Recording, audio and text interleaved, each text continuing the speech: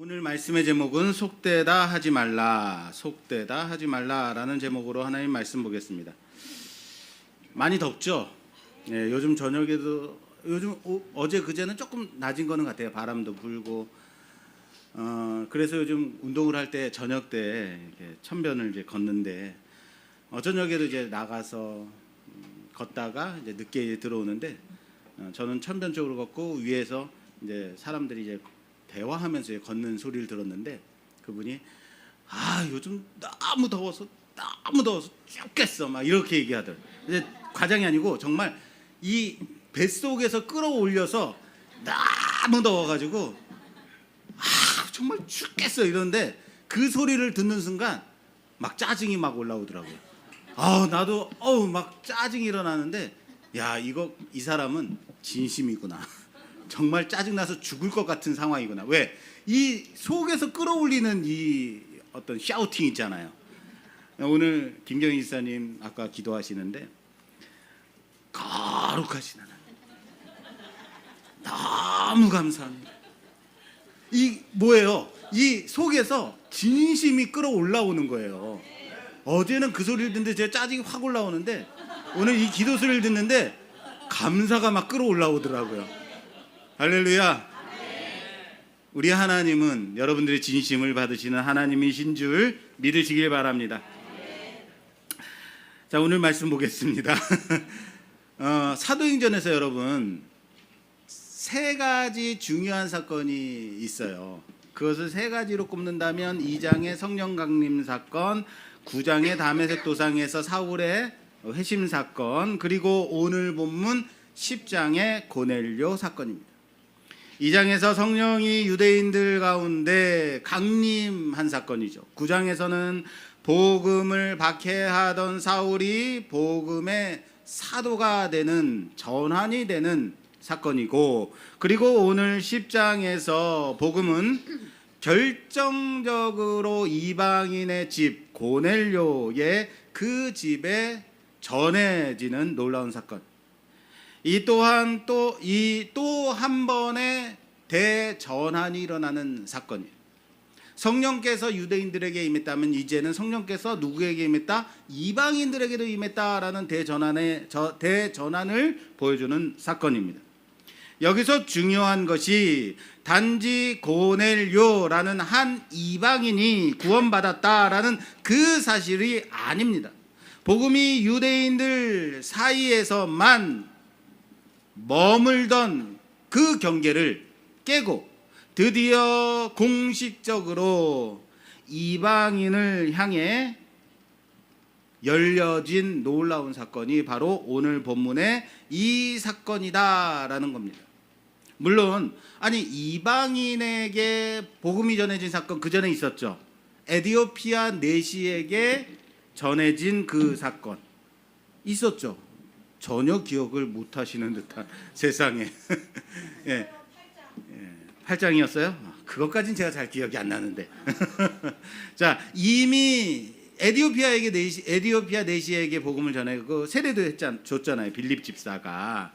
그런데 그때는 이방인 개인에게 전해진 사건이었다면 오늘은 교회 공동체가 직접 확인하고 인정한 공식적인 이방인의 구원, 다시 말해 복음이 민족을 초월해서 확장되기 시작하는 분기점이 되는 사건이에요. 오늘 이 본문을 통해서 하나님이 깨뜨리시는 경계가 무엇인지, 하나님이 복음을 통해 세우시는 공동체는 어떤 것인지 함께 고민하는 시간을 갖겠습니다. 오늘 본문의 사건은 가이사랴에 있는 로마 군대 이달리아라는 부대의 백부장인 고넬료라는 사람에게 천사가 나타나면서 시작이 됩니다. 고넬료는 경건한 사람이라고, 그리고 늘 하나님께 기도하며 백성들에게 많은 구제를 하는 사람이다라고 소개하고 있어요. 그래서 성경은 그를 가리켜 뭐라고 말하냐면, 따라서 합시다. 경건한 자. 뭐라고요? 경건한 자라고 고넬료를 소개하고 있습니다. 성경이 이방인인데, 그것도 이탈리아 군대의 백부장인데 이 사람을 경건한 자라고 말했다면 이건 정말로 대단한 거예요. 하나님은 그의 기도를 기억하셨고, 어느 날 제9시 즈음 돼서, 이 제9시라는 것은 지금으로 말하자면 오후 3시를 가리킵니다. 그 기도 시간에 그가 기도하는 가운데 천사를 보내어 요빠에서 베드로라라는 사람을 청해 데려오라라고 말씀하시죠. 그래서 고넬료는 하인 둘과 부하 중에 경건한 사람 한 사람을 요빠로 보내게 됩니다. 고넬료는 지금 자기가 본 이 환상, 천사가 나타나서 베드로라는 사람을 데려와라 라는 이 환상이 무엇을 의미하는지 모른 채 그저 데려오라 하니까 하나님이 시키신 대로 그 사람을 데려오도록 보냅니다. 그러나 이 순종이 복음에 드디어 지리적 그리고 민족적 경계를 허무는 엄청난 계기가 되는 사건이라는 것을 그는 아직 알지 못하고 있었죠. 이방인이 복음을 듣는 공식적인 사건이라고 했습니다. 성령이 유대인에게만이 아닌 이방인들에게도 전해지는 첫 장면, 바로 지금 그 사건이 시작되고 있는 것입니다. 가이사랴에서 요빠까지는 약 60km 떨어진 곳이라고 합니다. 60km 떨어진 곳이라고 하면 지금 우리 교회에서 외곽순환을 타고 부천까지 가면 그 정도 돼요. 예. 그러면 당시 걸어서 이동한다면 하루 반 정도 걸리는 거리라고 합니다. 이 요빠는 우리가 지난주에 본 9장에서 베드로가 죽은 다비다를 살릴 때 뭐라고 말했다고요? 감사합니다. 항상 감사해요. 그렇죠. 다비다 쿰이라고 그랬죠. 예. 이 다비다를 살린 그곳이 요빠예요. 그리고 그 요빠에 갔다가 다비다를 살리고 베드로는 그곳 요빠의 무두장이 시몬의 집에 머물고 있었습니다. 여기서 무두장이라는 것은 무엇을 말하냐면 예전 성경, 개혁 성경에서는 피장이라고 돼 있었어요. 피장. 여기 피라는 것은 가죽피입니다. 예, 껍데기, 가죽피를 써서 짐승의 가죽을 가공하는 일을 하는 사람을 가리켜서 피장, 무두장이라고 말합니다.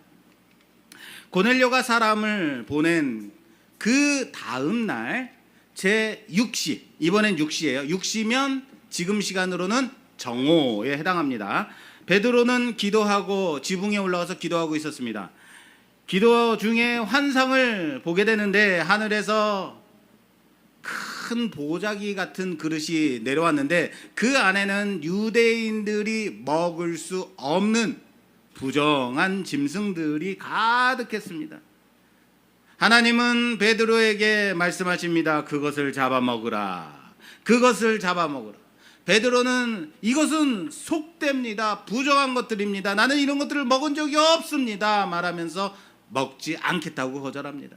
하나님은 3번에 걸쳐 환상을 보이시고 3번이나 그것을 먹으라. 내가 깨끗하게 한 것을 너는 속되다 하지 말라. 따라서 합시다. 너는 속되다 하지 말라. 라고 말씀하시고 환상이 끝납니다. 환상에서 깨어서 베드로가 이게 무슨 일인가? 이게 무슨 환상인가? 도저히 이해가 안 되네 하고 고민하고 있는 그때, 바로 그때 고넬료가 보낸 사람들이 딱 그 시간에 도착합니다. 그때 성령께서 베드로에게 주저하지 말고 그들과 함께 가라라고 말씀하시죠. 베드로는 성령의 음성에 순종하여 그 다음 날 가이사랴로 향해서 떠납니다. 그리고 그곳에서 고넬료가 온 가족과 친구들을 모아놓고 있는 것을 보게 됩니다. 그리고 베드로가 말합니다. 자, 우리 본문 10장 28절에서 29절 말씀, 28절에서 29절 말씀 봉독해 주시겠어요?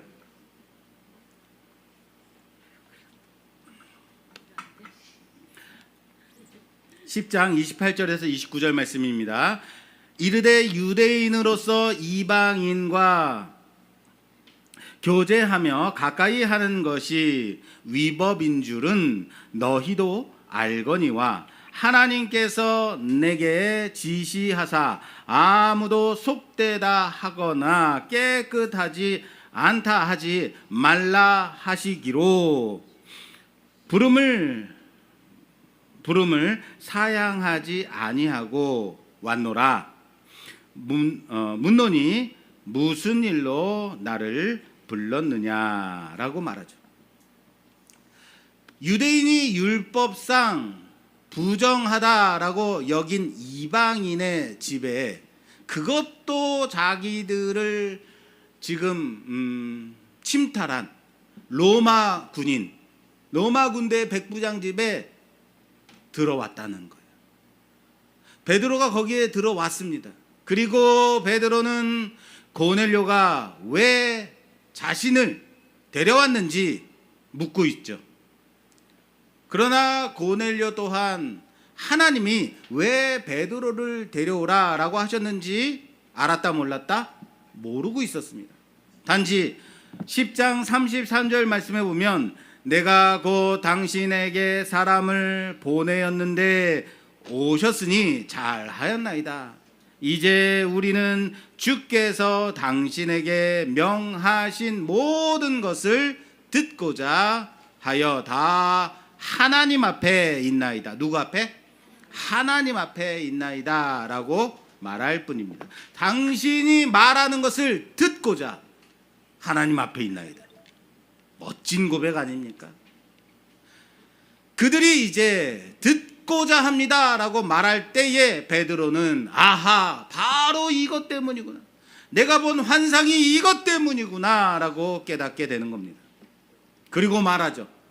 자, 다시 볼까요? 10장 34절에서 35절 말씀입니다. 34절에서 35절 말씀 봉독해 주시겠어요? 아직 준비 안 됐나요?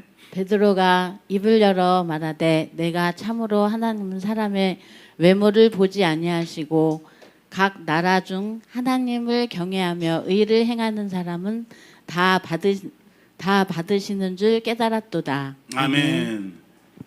엄수사님이 준비가 안 되면 난 설교를 할 수가 없어요.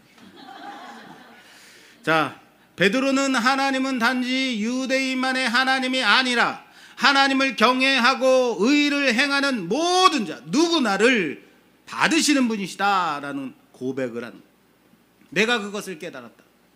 그래서 예수 그리스도의 복음을 그들에게 전합니다. 그리고 바로 그때 성령께서 그 자리에 임하십니다. 할렐루야. 성령께서 임하십니다. 이것은 사도행전 2장에서 유대인들에게 임하셨던, 강림하셨던 그 성령 강림과 정확하게 오버랩되는 사건입니다. 이것에 대해서는 다음 주에 더 자세히 저희가 짚어드리도록 하겠습니다. 예루살렘에서 시작된 복음이 유대와 사마리아를 지나 지금 이방인의 가정에 이르렀다. 하나님은 같은 방식으로 그들에게도 성령을 부으셨다. 땅 끝까지 이르러 내 증인이 되리라 라는 그 약속이 실제로 이루어졌다라는 것이, 그래서 이 사건이 중요한 겁니다. 말씀은 고넬료의 가족과 친구들이 성령을 받고 방언을 하며 하나님을 찬송했다라고 말하고 있습니다. 성령을 받고 방언하고 하나님을 찬송했다. 베드로와 그와 함께한 유대인들은 이방인에게도 자신들과 똑같이 성령이 임하는 것을 보았습니다. 그리고 놀랐죠. 그리고 베드로는 이렇게 말합니다. 이 사람들이 우리와 똑같이 뭐라고요? 우리와 똑같이. 이방인임에도 불구하고 우리와 똑같이 성령을 받았는데 어찌 세례를 주지 않겠느냐. 그리고 그 자리에서 고넬료와 그 가족들, 그 친구들에게 세례를 베풉니다. 자, 여기까지가 오늘 사도행전 10장 전체를 전반적으로 살펴본 내용입니다. 자, 이 사건은 단순히 고넬료라는 한 이방인의 구원을 넘어서는 중요한 의미를 가지고 있다라고 했습니다. 하나님은 복음의 확장을 위해 한쪽에서는 이방인 고넬료를, 다른 반대쪽에서는 유대인인 베드로를 준비시키셨다. 이방인에게 준비시키시고 유대인인 베드로에게 준비시키셨습니다. 그리고 이 만남은 베드로 개인의 편견을 깨뜨렸고 나아가서 예루살렘 교회 전체의 그 갇혀진 관점을 바꾸는 중대한 사건이 되는 것입니다. 그래서 여러분, 이 사건이요 10장으로 끝나지 않고 11장까지 또 이어져요. 이 10장도 되게 길거든요. 근데 11장도 또 이 말씀이 있어요. 왜요? 왜 이렇게 길게 했을까요? 간단해요. 중요하니까. 이 사건은 단지 고넬료라는 한 사람의 회심 사건이 아니라고 했습니다. 이것은 교회가 공식적으로 이방인을 받아들이는 첫 번째, 유대인과 이방인을 나누던 그 경계가 복음으로 무너지는 결정적인 분기점이 되는 사건. 사도행전의 중심 주제인 복음의 확장이 이 고넬료 사건을 기점으로 해서 이방인 세계로 향해 하나님의 계획이 본격적으로 전파되는 것. 그리고 우리는 알고 있습니다. 이제 이 이방인에게 전해지는 복음의 사건을 누가 이어받아요? 사울이 이어받아 이방인의 사도가 되는 것. 그것으로 이어지는 기점이 되는 거죠. 자, 여러분, 오늘 본문을 읽으면서 유독 눈에 띄는 단어들이 반복되고 있는 것을 볼 수 있어요. 경건한, 부정한, 속된. 성경은요 고넬료를 무엇이라고 표현했다고요? 경건한 사람이라고 말하고 있습니다. 의를 행하는 자라고 소개하고 있어요. 그리고 그는 자신의 부하 중에 어떤 사람을 보냈다고요? 경건한 부하를 보냈어요. 베드로를 데려오라고 보냅니다. 경건한. 그러나 고넬료는 율법에 익숙한 유대인의 눈에는 그저 부정한 사람.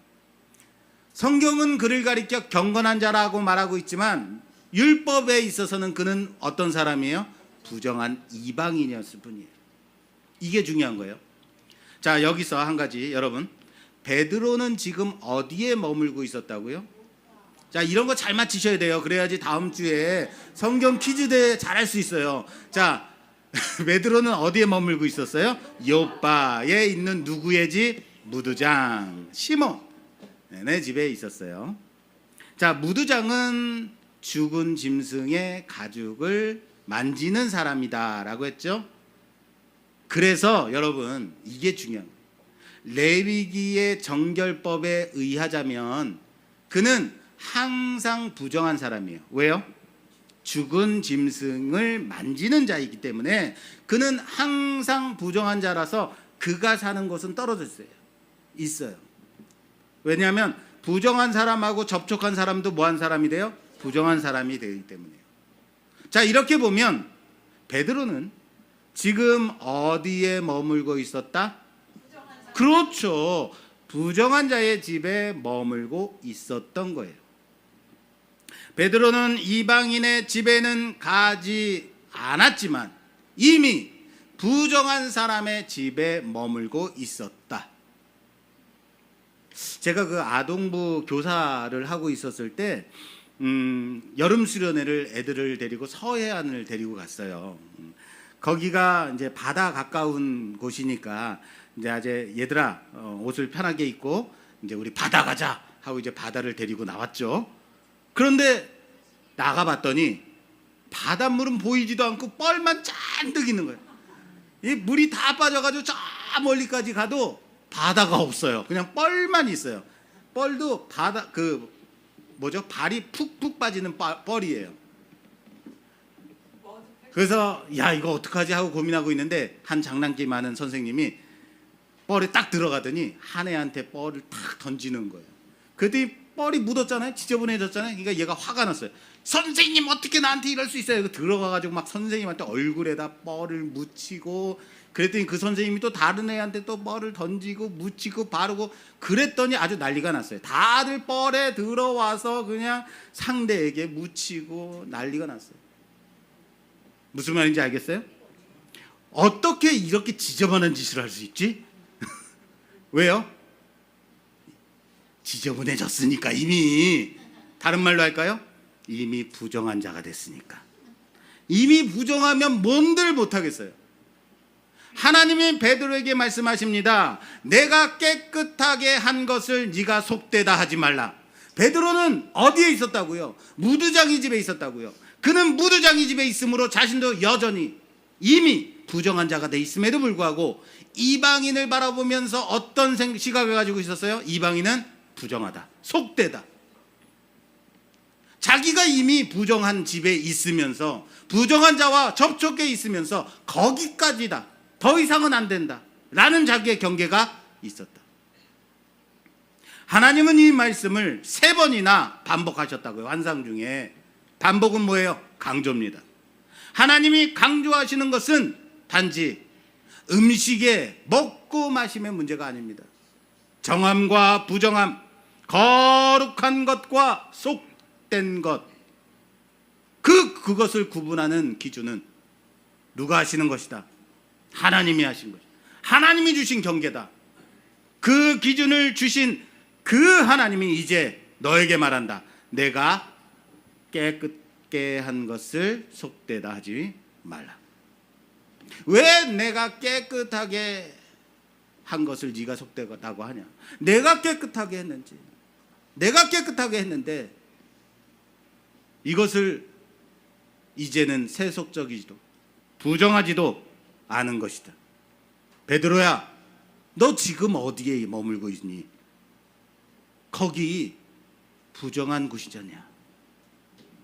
거기 네가 머물고 있으면서 네가 속된 것, 부정한 것을 지금 나와 논하겠다는 거냐? 그것을 누가 정했는데? 그렇습니다. 이 먹을 것과 먹지 말아야 할 것, 정함과 부정함의 그 규정은 하나님이 정하신 겁니다. 레위기 11장과 신명기 14장에 보면 분명히 하나님이 친히 주신 명령입니다. 짐승에 대해서 이렇게 말씀하셨어요. 쪽발이 있고 대세김질하는 것은 먹어도 된다. 그런데 둘 중에 하나라도 없으면 부정한 짐승이다. 그럼 소고기는 먹어도 되죠. 돼지는 먹으면 안 되죠. 그렇죠? 왜? 대세김질하지 않으니까. 예, 정한 짐승은 먹어도 되는데 부정한 짐승은 먹어도 되지 않는다. 먹으면 안 된다. 그럼 오늘 저녁에 메뉴로 삼겹살을 포기할 수 있나요? 무한리필 고깃집 어떻게 포기할 수 있어요? 우리 고기 먹으러 갈까? 그럼 나는 무조건 무한리필집 편하게 가서 먹을래. 여러분, 물고기 중에 비늘이 있고 비늘이 있는 것은 정결하고 정한 거지만 비늘이 없는 것은 부정한, 그래서 먹지 못한다라고 되어 있어요. 이 정한과 부정한 다음 주에 제가 좀 더 이어서 말씀드릴게요. 재밌어요 이것도. 그런데 여러분, 비늘이 없는 장어구이 이거 포기할 수 있어요? 그 쿠팡 어플에 보면요, 쿠팡을 실행하면 희한하게 제 쿠팡 어플에는 이상하게도 장어 오늘 50% 세일, 100g당 얼마 이렇게 떠 있어요. 이거 제 손가락은 언제나 어디에 가 있냐면 이 구매 버튼에 자꾸 이 손가락이 가가지고 이걸 내가 제어하느냐고 힘들거든요. 이 부정한 장어 먹을 겁니까 안 먹을 겁니까? 먹어야 돼요. 자, 이렇게 무엇은 정결하고 그래서 먹어도 된다. 무엇은 부정하기 때문에 먹으면 안 된다라는 그 명령, 그것을 명령하셨을 때에는 그 짐승이 태초부터 정하고 태초부터 부정한 짐승이기 때문이 아니에요. 그것을 결정하시는 것은 누가 하신 것이다? 하나님. 그리고 하나님이 왜 그렇게 하셨는지를 알라라는 거예요. 그 율법의 기준을 따라 거룩하게 정결하게 경건한 자로 구별하며 살라고. 뭐 하라고요? 구별하며 살라고 라는 그 의도가 있는 겁니다. 그런데 이 율법의 조항들의 참 의미를 깨닫지 못하고 그 조항 하나하나만 지키는데 급급해 있고 그것을 전통으로 관습으로 왜 그것을 해야 하는지 알지 못한 채 지키고 있다면요. 사랑하는 여러분, 하나님께서 예수 그리스도의 복음을 통해서 이 모든 것들의 경계를 허무셨다. 예수 그리스도께서 이 율법을 완성하셨다고요. 그런데 우리는 여전히 목사님 순대는 먹어도 돼요? 돼지곱창은요? 이러고 있다면 큰일 났다. 오늘 지금 예배 끝나고 곱창구이를 먹어야 되나 이런 고민들을 하실까 봐 이거 가지고 가시면 안 됩니다. 우리 또한 율법대로 살지 않으면서 여전히 내 마음속에 나름 부정함과 정결함의 기준을 세우고 무언가를 구분짓고 있다면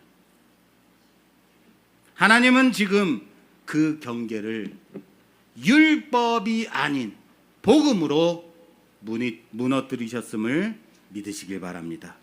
진정한 정결함은 예수 그리스도의 보혈로 정결케 됨에 있음을 믿으시길 바랍니다. 하나님이 율법을 무시하라고 하신 게 아니에요.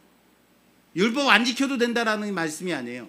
예수 그리스도로 완성하셨다. 우리 옆 사람과 인사합시다. 하나님이 예수 그리스도로 완성하셨습니다.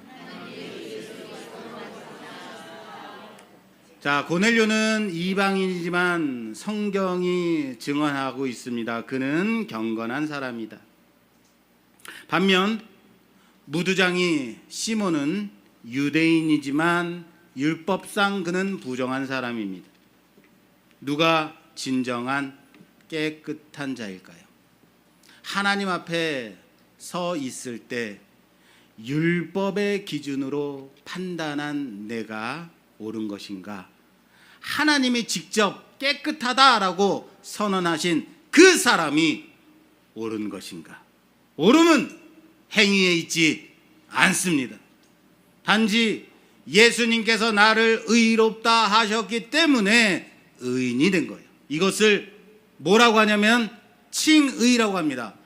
왜 모르세요? 수요 예배에 나오시면 다 배운단 말이에요. 이거요. 지난주 수요일날 칭의는 무엇인가 라고 배웠어요. 수요일날도 와서 배우셔야 됩니다. 할렐루야. 그런데 여기서 궁금한 게 하나 생겼어요. 자, 보세요. 하나님은 왜 이렇게 일을 복잡하게만 하실까? 이런 생각. 보세요. 그냥 하나님의 고넬료에게 직접 복음을 알려주시고 예수 그리스도께서 메시아다라고 알려주시고 성령을 부어주셔가지고 구원하시면 되는 거 아닌가요? 굳이 요바에 있는 베드로에게 환상을 보이시고 또 고넬료에게 나타나셔서 베드로를 데려와라 하라고 말씀하시고 사람을 보내고 그 하루 반 되는 거리를 가서 데려오고 그럼 며칠이 걸렸겠어요? 3일이 걸렸겠죠. 이 말은 굳이 하나님의 본체이신 아들 예수 그리스도를 그냥 알게 하시고 내가 너를 구원했다라고 하면 되는 거 아닌가 이거예요. 그게 저는 궁금한 거죠. 왜 이렇게까지 하시는 거죠? 그냥 하나님이 너 구원받았어, 내가 너를 구원했다라고 하면 되는 것 아닌가? 그렇게 하시면 안 될까요? 하나님은 꼭 이렇게까지 꼭 복잡하게 하셔야만 할까요? 그것도 하나 중요한 의미죠. 자, 이 질문은 이런 거와 같은 거예요. 하나님의 본체이신 아들 예수를 인간의 몸을 입고 이 땅에 태어나게 하시고 십자가에서 죽도록 내주실 필요가 있어요? 굳이 내가 너를 구원했어 하면 되는 거잖아요. 그냥 너희를 내가 구원하노라 하면 되는 건데 왜 이렇게까지 하시는 것인가? 그것과 마찬가지인 거예요. 하나님께는 이 과정을 아들 예수로 친히 겪게 하시고 속죄의 대가를 직접 치루어서 우리의 모든 죄의 값을 대신 치르시게 하신 것이다. 믿으십니까? 그렇기 때문에 그 누구도 이의를 제기할 수 없게 하신 거예요. 왜요? 죄의 값을 이미 예수님께서 다 치르셨으니까. 사탄이 나와서 너 죄인이잖아, 너 어제도 너 죄지었잖아 라고 사탄이 정죄하면 여러분들은 뭐라고 하실 거예요? 맞아, 나 죄인인데 나의 죄값을 이미 예수님이 다 치르셨어. 그리고 나를 의롭다 칭하셨다라고 하면 되는 거예요. 할렐루야. 우리 하나님은 한 사람을 구원하는 그 과정을 통해서 교회를 움직이시고 사람의 생각을 부수시고 복음의 경계를 허무시는 분이심을 믿으시길 바랍니다. 고넬료는 환상 속에서 천사의 음성을 들었습니다. 하지만 정작 복음은 누구를 통해서 듣게 돼요? 다시요. 고넬료는 천사를 만났어요. 그런데 복음은 누구를 통해서 듣게 해요? 베드로, 사람 베드로. 그냥 천사의 입으로 복음을 전하게 하시면 안 되는 거예요? 천사는 복음을 몰라서? 이건 하나님이 말씀하시지 못해서가 아니라고요. 복음은 사람을 통해서, 따라서 합시다. 복음은 사람을 통해서 전해지는 것이다. 그것이 바로 하나님의 방식이에요. 생각해 보세요. 하나님이 목사를 세우시고 목사에게 안수를 딱 줘서 넌 이제 목사야 그러면 목사에게서 막 능력이 나타나. 그래서 죽은 사람이 일어나고 시각장애인들이 다 눈을 뜨고 그리고 중풍병자가 일어나요. 이러면 교회가 막 미어 터지겠죠. 요즘 덥다고 빈자리들이 많은데 여기 가득 차겠죠. 더운 게 문제예요. 그러면 막 부흥이 되겠죠. 안 그래요? 그런데 그렇게 하지 않으세요. 왜? 그것은 하나님의 방식이 아니니까. 바울은 하나님께서 전도에 미련한 것으로 믿는 자들을 구원하시기를 기뻐하셨다라고 고린도전서 1장 21절 말씀에서 밝히고 있습니다. 전도에 뭐한 것이요? 미련한 것.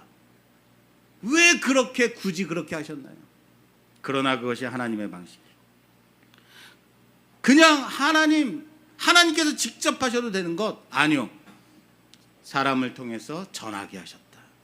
그렇습니다. 하나님은 복음이 하늘에서 뚝 떨어져 천사가 내려와 전하는 방식이 아닌 하나님의 사람을 부르시고 그를 준비시키시고 그의 편견을 깨뜨리시고 그의 입술을 통해서 복음을 찍어나게 하시는 그 방식으로 일하시기를 원하신다는 사실을 믿으시길 바랍니다. 그렇다면 그 입술이 누가 돼야 될까요? 바로 우리죠. 복음은 단지 정보가 아닙니다. 복음은 관계입니다. 복음은 만남입니다. 복음은 생명이며 증언이기 때문입니다. 다시 해야겠어요. 아멘이 안 나왔어요. 복음은 뭐라고요? 정보가 아닙니다. 몰랐던 것 물론 몰랐죠. 복음은 단지 정보를 전달하는 것이 아닙니다. 복음은 관계입니다. 복음은 사람을 통해서 전달되어지기를 원하십니다. 그것이 하나님의 방식입니다. 복음은 만남을 통해서, 복음은 생명이며 복음은 증언이기 때문입니다. 하나님이 소돔과 고모라를 멸망시키실 때에 그때 아브라함에게 찾아오십니다. 그리고 이렇게 말씀하시죠. 창세기 18장 마지막으로 이 부분 보고 말씀을 정리하도록 하겠습니다. 창세기 18장 17절에서 19절까지 봉독해 주시겠어요?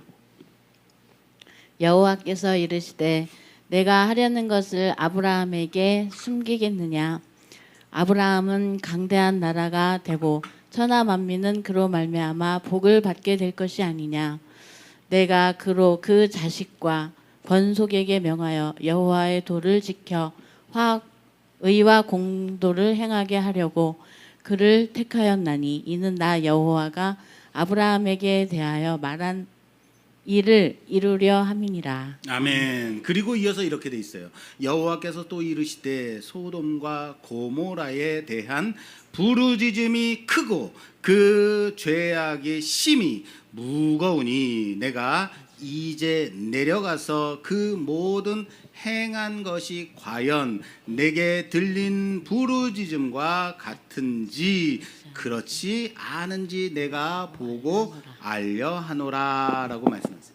자, 이 말씀을 들은 아브라함이 간절하게 하나님께 간구합니다. 하나님, 그곳에 50명이 있어도 멸망시키실 겁니까? 그 중에 10명이 부족해도 그렇게 하실 겁니까? 그래서 하나님, 의인 10명 있는데도 멸망시키실 거예요? 정말요? 왜 하나님은 아브라함에게 이렇게 들리도록 말씀하셨을까요? 그냥 소돔과 고모라 멸망시켜야겠다. 멸망시키면 심판하시면 되는 거예요. 굳이 여기까지 내려와서 확인하셔야지 돼요? 하나님이 근신가요? 꼭 여기까지 내려와야 돼요? 하나님이 소돔과 고모라의 죄악이 무거운지 아닌지 직접 내려와 봐야지만 아시는 분이에요? 아니란 말이에요. 그런데 이 말씀을 하세요. 아브라함 옆에서 혼잣말 하듯이 뭐 하라는 거예요? 들으라는 거예요. 아브라함, 너 들었니? 들리니?